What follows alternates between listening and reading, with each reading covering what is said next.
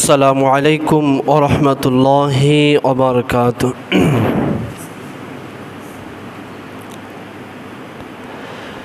نحمده ونستعينه ونستغفره ونؤمن به ونتوكل عليه ونعوذ بالله من شرور أنفسنا ومن سيئات أعمالنا من يهده الله فلا مضل له ومن يضلل فلا هادي له ونشهد أن سيدنا وسندنا حبيبنا ومولانا محمدا عبده ورسوله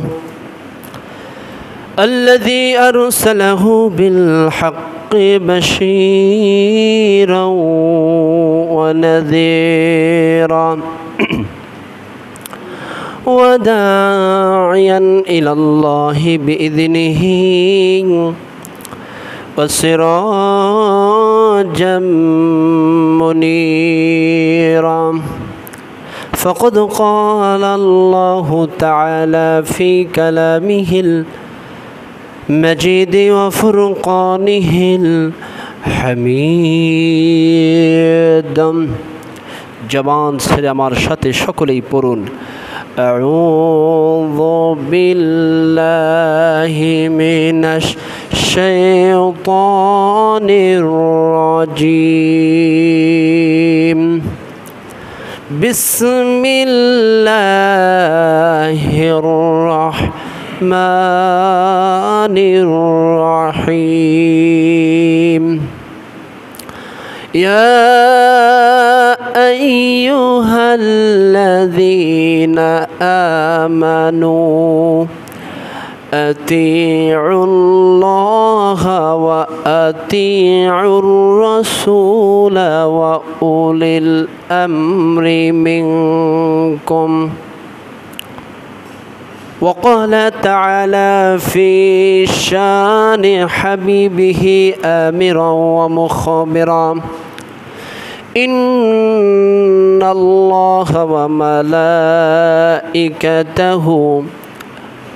يصلون على النبي يا أيها الذين آمنوا صلوا عليه وسلموا تسليما اللهم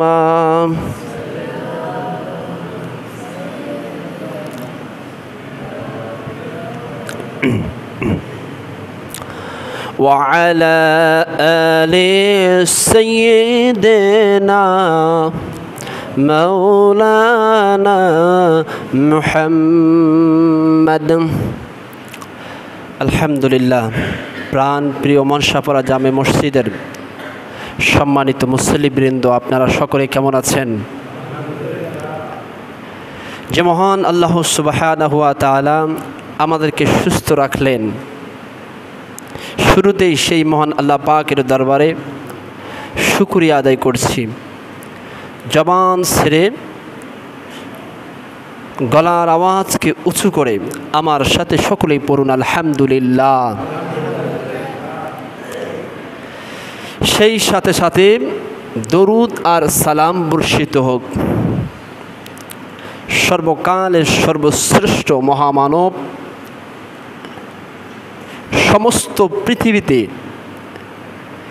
যিনি আলোকিত করেছিলেন ঐতিহাসিকদের মতে এই রবিউল আউয়াল মাসেই রাসূল পাক সাল্লাল্লাহু আলাইহি সাল্লাম তামাম পৃথিবীকে আলোকিত করে পৃথিবীতে প্রেরণ হয়েছিলেন। সুবহানাল্লাহ, জোরে বলেন। যিনি সমস্ত পৃথিবীর মানুষের আত্মমর্যাদা নিয়ে কথা বলেছেন, সারা পৃথিবীর মানুষের যিনি আদর্শ শিখিয়ে গিয়েছেন, যার চরিত্রে মাধুর্য হয়ে স্বয়ং আমার আপনার রব আমার আপনার প্রভু আল্লাহ নিজেই খুশি হয়ে নিজেই যার সার্টিফিকেট অর্থাৎ যার চরিত্র সম্পর্কে সার্টিফিকেট দিয়েছেন, ওয়া ইন্নাকা লাআলা খুলুকিন আযীম, নবী হে আপনাকে तमाम পৃথিবীর মধ্যে আমি সুমহান মর্যাদার অধিকারী বানিয়েছি। সুবহানাল্লাহ জোরে বলেন। এবং উত্তম চরিত্রের নির্দেশনা বলে আপনার মধ্যে দিয়েছি। সেই রাসূল পাক সাল্লাল্লাহু আলাইহি সাল্লামের দরবারে সকলেই সংক্ষিপ্ত আকারেই দরুদ আর সালাম পেশ করছি, সকলে পড়ছি সাল্লাল্লাহু আলাইহি ওয়াসাল্লাম। সম্মানিত প্রিয় উপস্থিতি, শুরুতে একটি শুকরিয়া আদায় করি, প্রাণ ভরে শুকরিয়া আদায় করি যে এই প্রাণ প্রিয় মাতৃভূমি বাংলাদেশ, এই বাংলাদেশে আমরা ইসলাম কায়েমের একটা শুভ সূচনা দেখতে পাচ্ছি, ঠিক না বেঠিক? যার উদাহরণস্বরূপ আমরা বলতে পারি বাংলাদেশের সর্বোচ্চ বিদ্যাপীঠ ঢাকা বিশ্ববিদ্যালয়ে, যেই বিশ্ববিদ্যালয়ে বাংলাদেশ ইসলামী ছাত্র শিবির করার কারণে আজ থেকে কয়েক বছর পূর্বে শহীদ আব্দুল মালেককে রাম বাম ইসলাম বিরোধীরা সকলেই মিলে যেই শহীদ আব্দুল মালেককে ইট দিয়ে মাথাটা দ্বিখণ্ডিত করে দুনিয়া থেকে বিদায় করেছিল, সেই সর্বোচ্চ বিদ্যাপীঠ বাংলাদেশের ঢাকা বিশ্ববিদ্যালয়ে আপনারা অনেকেই অবগত আছেন, কয়েকদিন পূর্বে বাংলাদেশ ইসলামী ছাত্র শিবিরের প্রাণ প্রিয় যোদ্ধারা নিরঙ্কুশ ভোটে বিজয় লাভ করছেন। সকলে বলে আলহামদুলিল্লাহ। এটি বলা যায় বাংলাদেশের মধ্যে একটি ইসলামপন্থীদের জন্য একটি অন্যতম মাইল ফলক, ঠিক না বেঠিক? আশা করি সারা বাংলাদেশ সহ পৃথিবীর সমস্ত পৃথিবীতে ইসলাম কায়েম হবেই হবে ইনশাআল্লাহ। সম্মানিত প্রিয় হাজিরিন, এই মাসটি কি মাস চলতেছে? রবিউল আউয়াল মাস, অর্থাৎ রাসূল পাক সাল্লাল্লাহু আলাইহি সাল্লাম এই পৃথিবীতে এই মাসেই পদার্পণ করেছিলেন। এজন্যই আমি আলোচ্য বিষয় হিসাবে আজকে যেটিকে চুজ করে নিয়েছি সেটি হচ্ছে যে প্রকৃত নবী প্রেমিক কারা। সম্মানিত প্রিয় হাজিরিন,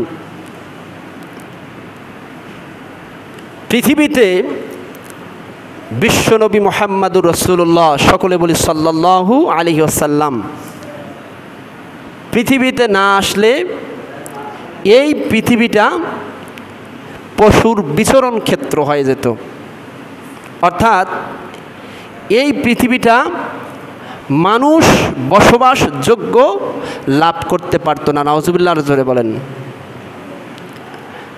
রাসূল পাক সাল্লাল্লাহু আলাইহি সাল্লাম এই পৃথিবীতে যখন এসেছিলেন তার পূর্ব মুহূর্তে এই পৃথিবীটা ছিল নো রিটার্ন পয়েন্ট, অর্থাৎ মানুষের সামনে বেঁচে থাকার কোনো রাস্তা ছিল না, হয় ধ্বংস হওয়া আর না হয় বেঁচে থাকার জন্য নতুন কোনো পদ্ধতি অবলম্বন করে পৃথিবীতে বেঁচে থাকা। কারণ হচ্ছে মানুষেরা এই পৃথিবীতে পশুর থেকেও নিকৃষ্টর হয়েছিল। নাউজুবিল্লাহর জোরে বলেন। ভাইয়ে ভাইকে খুন করেছিল, নিজের আপন কন্যা সন্তানকে জীবন্ত অবস্থায় কবর দিয়েছিল। আচ্ছা বলেন দেখি, এই কথাগুলো শোনার পরে কোনো বিবেকবান মানুষকে বলতে পারে সেই সময়টা কি ভালো ছিল? না, অত্যন্ত খারাপ ছিল। সেই কঠিন মুহূর্তে রাসূল পাক সাল্লাল্লাহু আলাইহি সাল্লাম পৃথিবীতে আসলেন, এই মানুষগুলোর উপর দাওয়াত দিলেন, এই মানুষগুলোকে সাথে নিয়ে তিনি মক্কা মদিনায় ইসলাম প্রচার করে ইসলাম বিজয় করলেন। বিজয় করার পরে এই মানুষগুলো, নিকৃষ্ট মানুষেরা, জাহান্নামী মানুষেরা আল্লাহর কাছে এত গ্রহণযোগ্যতা লাভ করলো, রাদিয়াল্লাহু আনহুম ওয়া রাদু আন। আল্লাহ বলেন যে আমিও তাদের প্রতি সন্তুষ্ট, তারাও আমার প্রতি সন্তুষ্ট। তাদেরকে এত বেশি সোনার মানুষে পরিণত করে দিয়েছি, কিয়ামত পর্যন্ত সেই সময়ের সোনালী মানুষ আর পৃথিবীতে একটাও হতে পারবে না। আল্লাহু আকবার বলেন। কিসের কারণে? উত্তর দিতে হবে কিসের কারণে? রাসূল পাক সাল্লাল্লাহু আলাইহি সাল্লামের আদর্শের কারণে এবং রাসূল পাক সাল্লাল্লাহু আলাইহি সাল্লামের উপর মহাগ্রন্থ পবিত্র কোরআনুল কারীমের কারণে। জবান খুলে বলেন ঠিক না বেঠিক? আজকেও যদি আমরা এই দুইটাকে আঁকড়িয়ে ধরি, আজকেও যদি আমরা রাসূলের আদর্শ লালন করি, কোরআনকে রাষ্ট্র ব্যবস্থা গ্রহণ করি, অর্থাৎ প্রেসক্রিপশন হিসেবে যদি আমরা মেনে নেই, অবশ্যই আমরা আল্লাহর কাছে প্রিয় বান্দার অন্তর্ভুক্ত হতে পারবো ইনশা। জোরে বলেন ইনশা আল্লাহ। তাহলে রাসূলের আদর্শ আমাদের ধরার দরকার আছে না নাই? কেন ধরার দরকার আছে? রাসূলকে ভালোবাসা কেন দরকার আছে? আল্লাহ পাক রব্বুল আলামিন 4 নম্বর সূরা সূরাতুন নিসা এর 61 নম্বর আয়াতে কারিমার মধ্যে তামাম পৃথিবীর মানুষদেরকে জানিয়ে দিয়েছেন। আল্লাহ পাক বলেন, ইয়া আইয়ুহাল্লাযীনা আমানু আতিউল্লাহ ওয়া আতিউর রাসূলা ওয়া উলিল আমরি মিনকুম। আল্লাহ পাক বলেন, ইয়া আইয়ুহাল্লাযীনা আমানু, ওহে পৃথিবীতে যারা তোমরা ঈমানদার হিসেবে দাবি করো, তোমরা যারা পৃথিবীতে ঈমানদার আছো, তোমরা শুনে রাখো, আমানু আতিউল্লাহ, তোমরা আমার আনুগত্য করো, ওয়া আতিউর রাসূল, এবং আমার রাসূলের আনুগত্য করো, আমার রাসূলকে ভালোবাসো, ওয়া উলিল আমরি মিনকুম, এবং তোমাদের মধ্যে যে সমস্ত নেতারা রয়েছে সেই সমস্ত নেতাদের অনুসরণ করো। আল্লাহু আকবার। তাহলে আমরা এখান থেকে জানতে পারলাম রাসূলকে ভালোবাসা এটি একটি ফরজ কাজ। জবান খুলে বলেন ঠিক না বেঠিক? কারণ এটি আল্লাহ পাক রব্বুল আলামিন বলেছেন। তাহলে রাসূলের ভালোবাসা অর্জন করার দরকার আছে না নাই? আরেকটা দলিল নেন, সূরাত আল ইমরান 31 নম্বর আয়াতের মধ্যে আল্লাহ পাক কি বলেন? আল্লাহ পাক বলেন, কুল ইন কুনতুম তুহিব্বুনাল্লাহা ফাত্তাবিউনি ইউহিব্বুকুমুল্লাহু ওয়া ইয়াগফির লাকুম যুনুবাকুম ওয়াল্লাহু গফুরুর রহিম। আখির জামানার পয়গম্বর, সমস্ত নবীগুলোর সম্রাট, বিশ্ব নবীকে লক্ষ্য করে আল্লাহ পাক রব্বুল আলামিন বলতেছেন, কুল ইন কুনতুম, ওহো আমার প্রিয় বন্ধু, ওই আমার বন্ধু, আপনি তামাম পৃথিবীর মানুষদেরকে জানিয়ে দেন, যদি কেউ আমি আল্লাহর কাছে ঈমানদার হিসেবে পরিগণিত হতে চায়, যদি কেউ আমি আল্লাহর কাছে ঈমানদার হিসেবে নিজেকে দাবি করতে চায়, যদি কেউ ঈমানদার হতে চায়, যদি কেউ আল্লাহর ওলি হতে চায়, যদি কেউ আল্লাহওয়ালা হতে চায়, তাহলে তাদেরকে তুমি বলে দাও, তুহিব্বুনাল্লাহ ফাত্তাবিউনি,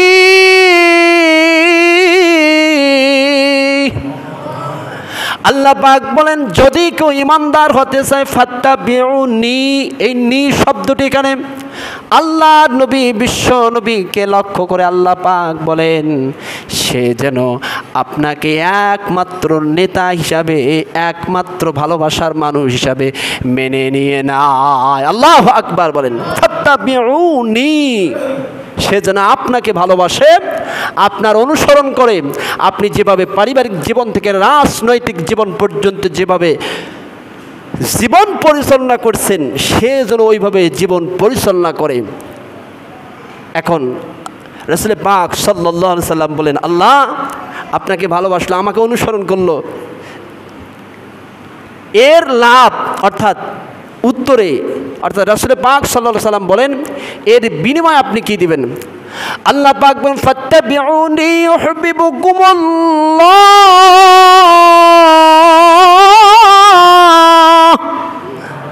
আল্লাহ পাক বলেন যদি কেউ আমাকে ভালোবাসেন আর আপনাকে অনুসরণ করে চলে, আপনি যেভাবে সমাজ পরিচালনা করেছেন, আপনি যেভাবে পারিবারিক জীবন পরিচালনা করছেন, সেভাবে যদি কেউ করে ইয়াগফির লাকুম যুনুবাকুম, তাহলে আমিও তাদেরকে ভালোবাসবো।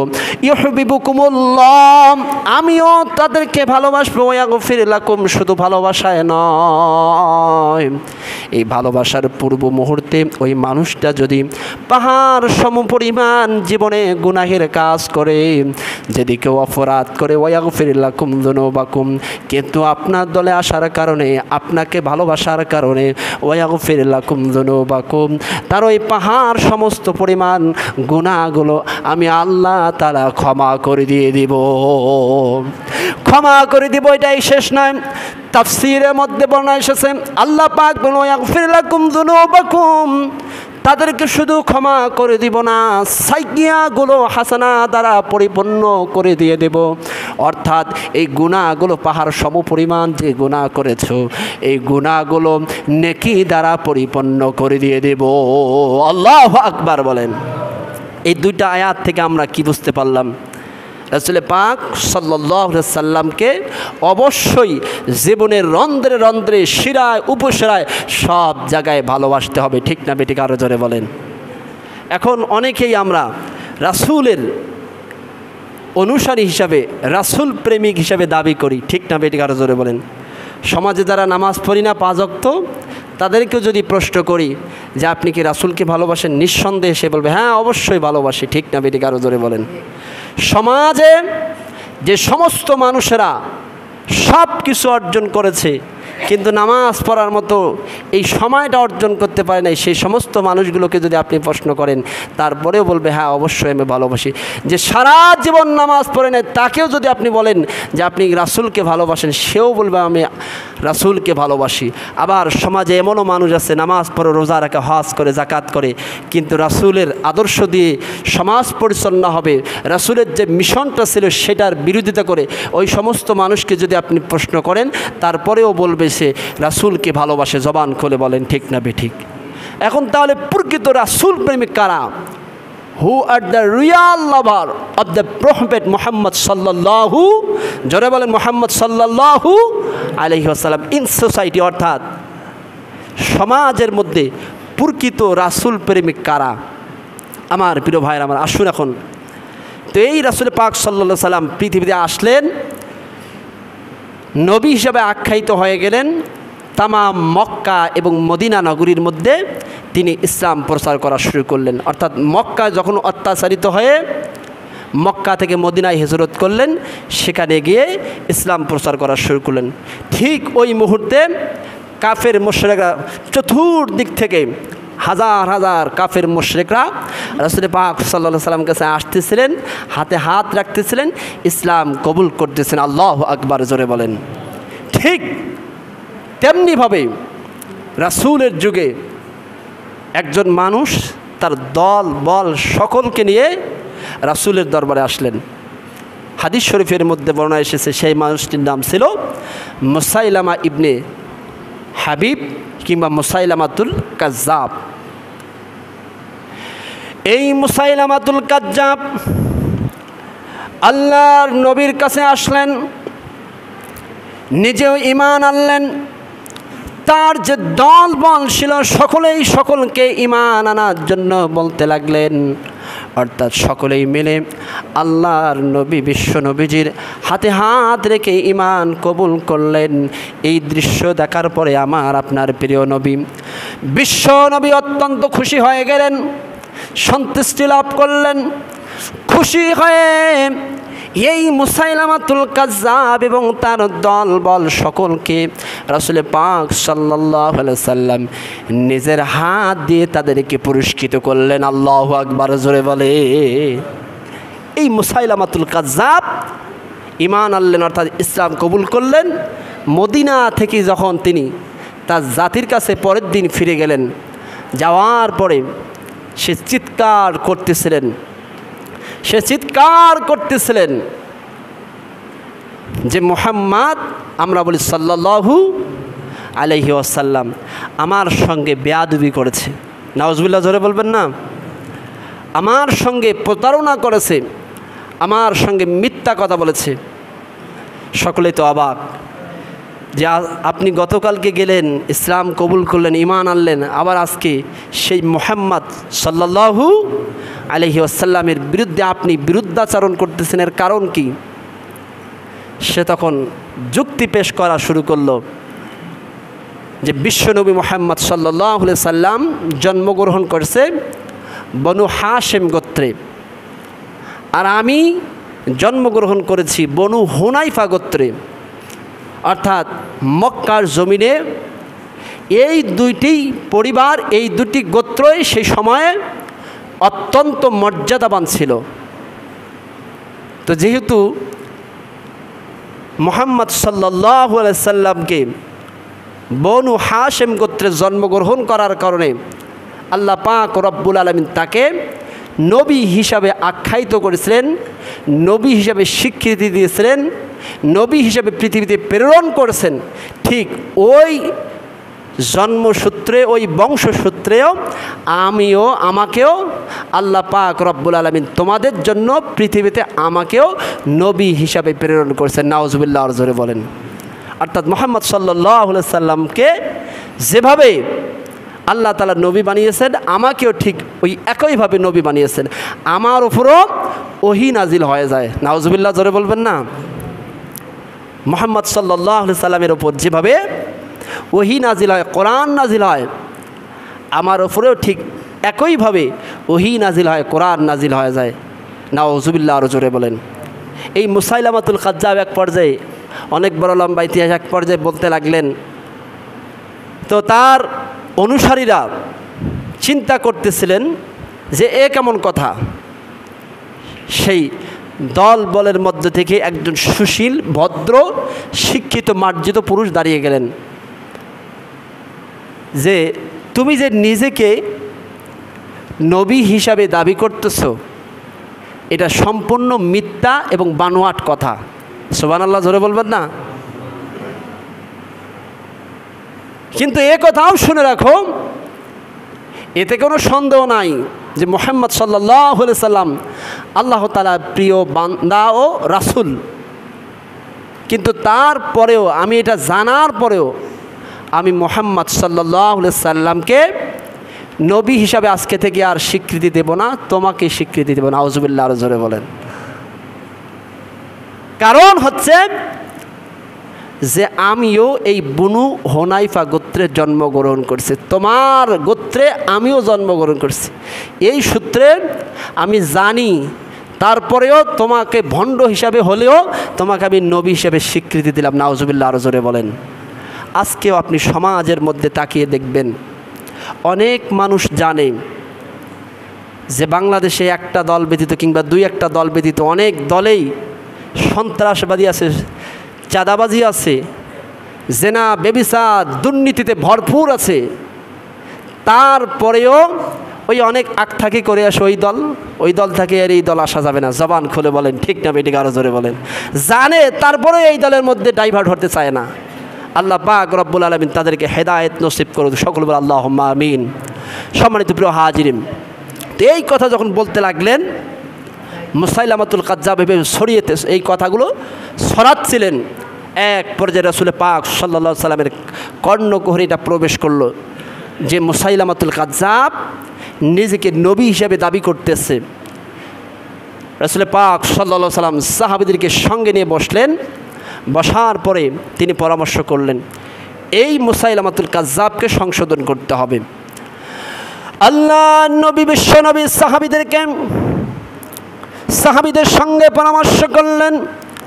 পরামর্শ করার পরে আল্লাহ নবী নিজের হাত দিয়ে একটা চিঠি লিখলেন। এই চিঠি পড়ার কারণে হয়তোবা মুসাইলামাতুল কাজ্জাব নিজের জীবনকে সংশোধন করবে, এই জন্য তিনি একটা সহস্রে চিঠি লিখলেন। আমার ভাইয়েরা, আমার সাহাবীরা বসে আছেন, আল্লাহর নবী চিৎকার করে বলতেছেন, কে আছো তোমরা? মুসাইলামাতুল কাজ্জাবের কাছে এই চিঠিটা নিয়ে যাবে, অর্থাৎ আমার দুধ হিসাবে তোমরা তার কাছে কে যাবে? নবীজের অনেক সাহাবী ছিল, কেউ দাঁড়াচ্ছিলেন না। হাদিস শরীফের মধ্যে বর্ণনা এসেছে, পিছন থেকে একজন যুবক,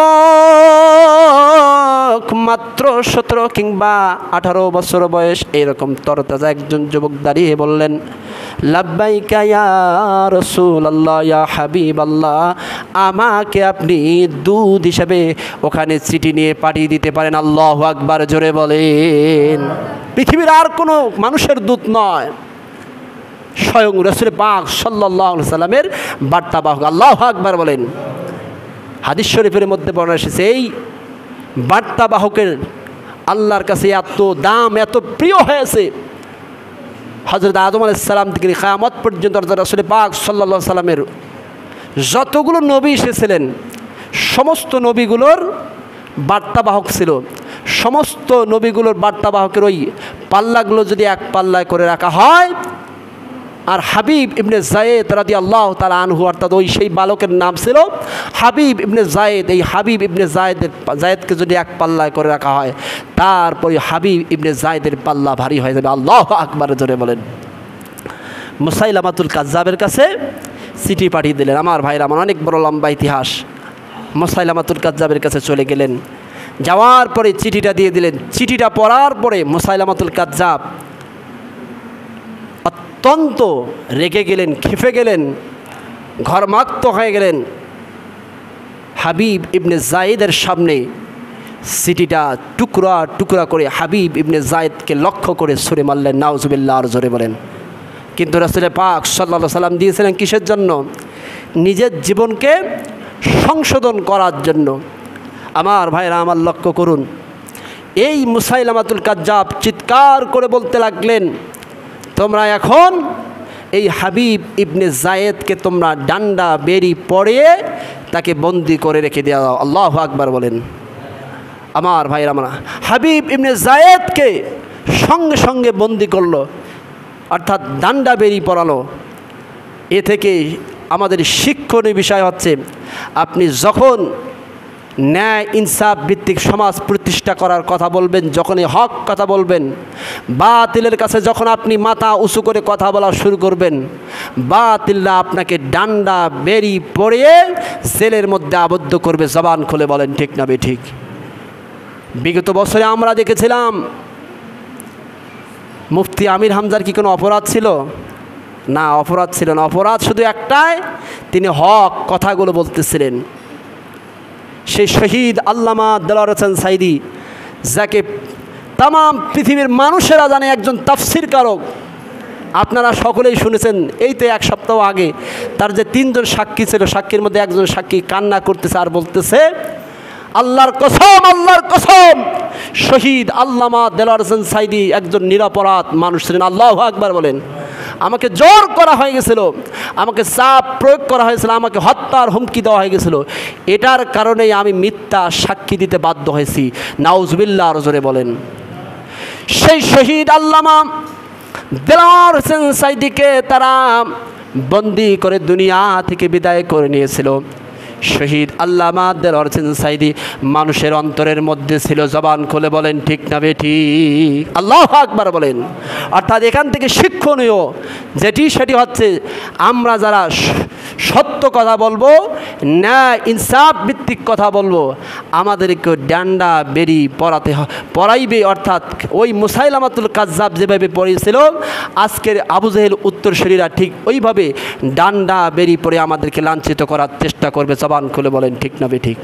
এই মুসাইলামাতুল কাজ্জাব হাবিব ইবনে যায়েদকে বন্দি করলো। পরের দিন, অনেক বড় লম্বা ইতিহাস, হাবিব ইবনে যায়েদকে তিনি দুনিয়া থেকে বিদায় করে দিলেন। অর্থাৎ মুসাইলামাতুল কাজ্জাব ঘোষণা দিলেন যে আগামীকাল তোমরা মক্কার জমিনে ঘোষণা দিয়ে দাও, এই হাবিব ইবনে যায়েদকে শেষ করে দেওয়া হবে। অর্থাৎ বিশ্বনবী মুহাম্মদ রাসূলুল্লাহ সাল্লাল্লাহু আলাইহি সাল্লামের একজন সাহাবী, একজন বার্তাবাহককে দুনিয়া থেকে বিদায় করে দেওয়া হবে। আমার ভাইরা, আমার লক্ষ্য করুন, পরের দিন বেলা দুপুর 2টা যখন বেজে যায়, তখন হাবিব ইবনে যায়েদকে তারা নিয়ে যাচ্ছিল। কিন্তু কোনো প্রকার চিন্তার কোনো ছাপ ছিল না। আল্লাহু আকবার জোরে বলেন। কারণ আল্লাহর প্রিয় বান্দারা মামলা হামলা ডান্ডা বেরি ফাঁসি কোনো কিছুকে পরোয়া করে না। আল্লাহু আকবার বলেন। আমার ভাইরা আমার, কোনো চিন্তার ছাপ ছিল না। হাদিস শরীফের মধ্যে বর্ণনা এসেছে হাবিব ইবনে যায়েদ এমনিভাবে দৌড়া শুরু করতেছিলেন, আমরা যেমন 10-5 জন মিলে যখন দৌড়ের প্রতিযোগিতা করি, আমরা কি কেউ আস্তে দৌড়ানোর জন্য চেষ্টা করি?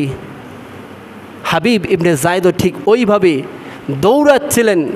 কি যেন তাকে তাড়া করতেছে, কোথায় যেন যাচ্ছে, অথচ সে নিজে জানে সে আজ মৃত্যুর কোলে ঢলে পড়তেছে। আল্লাহু আকবার বলেন। আমার ভাইরা আমার, লক্ষ্য করুন প্রকৃত নবী প্রেমিক কারা, এই বিষয়টা আমি আপনাদেরকে বোঝানোর চেষ্টা করতেছিলাম। মুসাইলামাতুল কাজ্জাব সিংহাসনে বসে পড়লেন, ক্ষমতার মসনদে বসে পড়লেন। হাজার হাজার লক্ষ লক্ষ মানুষ চতুর্দিক থেকে ভিড় হওয়া শুরু করলো যে মুহাম্মদ সাল্লাল্লাহু আলাইহি সাল্লামের একজন বার্তাবাহককে দুনিয়া থেকে বিদায় করে দেওয়া হবে। রাসূল পাক সাল্লাল্লাহু আলাইহি সাল্লামের সাহাবী হাবিব ইবনে যায়েদ এমনিভাবে দাঁড়িয়ে গেলেন, তার যেন মনে হয় পেশিগুলো শক্ত হয়ে যাচ্ছিল, যেন এক লৌহ মানব দাঁড়িয়ে গেলেন। আল্লাহু আকবার বলেন। মুসাইলামাতুল কাজ্জাব এক পর্যায়ে প্রশ্ন করলো যে তোমার মাথার উপরে 2 জন জল্লাদ আমি রেখে দিয়েছি, তোমাকে এক একটা করে প্রশ্ন করব, প্রশ্নের সঠিক উত্তর যদি তুমি দিতে পারো তাহলে তোমাকে ছেড়ে দেব, তাহলে তোমাকে রক্ষা করে দেব। আর যদি তুমি উল্টাপাল্টা প্রশ্নের উত্তর দিয়ে দাও তোমাকে দুনিয়া থেকে বিদায় করে দেব। আমার ভাইরা আমার, লক্ষ্য করুন হাবিব ইবনে যায়েদকে প্রথম প্রশ্ন করলাম, মুসাইলামাতুল কাজ্জাব প্রথম প্রশ্ন করল আমার সম্পর্কে তোমার বক্তব্য কি, আর মুহাম্মদ সাল্লাল্লাহু আলাইহি সাল্লাম সম্পর্কে তোমার বক্তব্য কি। হাবিব ইবনে যায়েদ আল্লাহর নবী সাহাবী চিৎকার করে বলতেছেন, নিশ্চয় আপনি একজন ভণ্ড নবী, আপনি নিজেকে নবী হিসাবে দাবি করতেছেন, আর বিশ্ব নবী মুহাম্মদুর রাসূলুল্লাহ, সকলেই বলি সাল্লাল্লাহু আলাইহি ওয়াসাল্লাম, একজন আল্লাহর প্রিয়ত বান্দা এবং আমার নেতা। আল্লাহু আকবার জোরে বলেন। আর এক বর্ণনায় এসেছেন হাবিব ইবনে যায়েদ প্রশ্ন করতেছিলেন মুহাম্মদ সাল্লাল্লাহু আলাইহি সাল্লাম সম্পর্কে তোমার বক্তব্য কি। মুহাম্মদ সাল্লাল্লাহু আলাইহি সাল্লামকে সম্পর্কে বক্তব্য দিতে গিয়ে হাবিব ইবনে যায়েদ চিৎকার করে বলতেছিলেন, মুহাম্মদ সাল্লাল্লাহু হাজার রাসূল সাইয়্যিদনা মুহাম্মদ রাসূলুল্লাহ, তিনি একজন আল্লাহর প্রিয় রাসূল এবং আমার একমাত্র নেতা। আমি তাকে নেতা ছাড়া আর পৃথিবীতে কাউকে নেতা হিসেবে মানি না। আল্লাহু আকবার বলেন।